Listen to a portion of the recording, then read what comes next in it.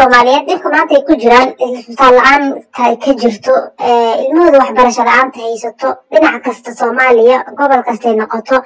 bahdilka ku haysto lambar 1 assalaamu calaykum waraxmatullaahi tacaala wabarakaatuh walaashi barwaaqa dadka naga socotaan waa barwaaqa janan hadaad nagu cusub tahay gacmo furo kusoo dhawow hadaad hore noola joogteen maanta video cusub ayaan ku wadaa noo sii share garay like-tan inoo taabo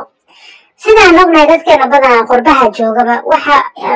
amniga ilaaliyo waxa wax kasta oo dhacaya soo ogaado waxa waaye dadka shacabka ah siday u badan yihiin dadkan Yurubta ah naagahane waa naagaha badanaa ilaaliya nabadooda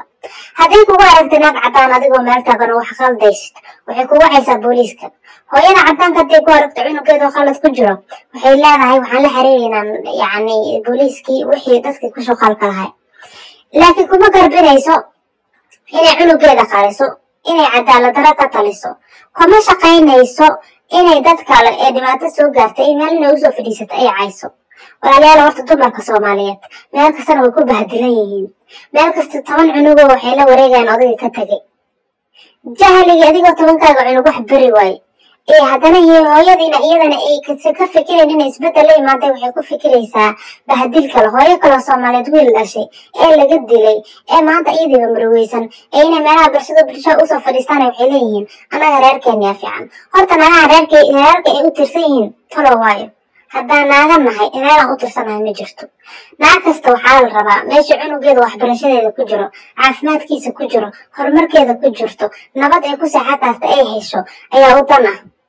naagaha marna la reer hebel aan nahay marna anaga hebelow ah leh ee meelaha taagan ee naceebay ee magacii naga dhigay walaalayaal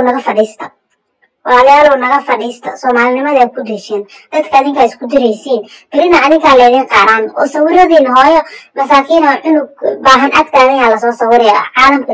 lagu soo baahinay marka kale hooyo kale cunugeeda la dilana meeshan ay ka soo dhaqleeday waa ku faraxsanahay iyo anaga reer hebel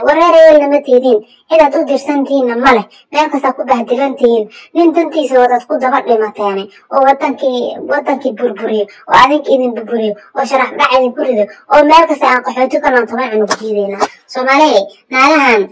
meel ha naga fadhiistaan naagahan qof walba way istaqaalaan meel laga fadhiisto runtan ha la isku sheego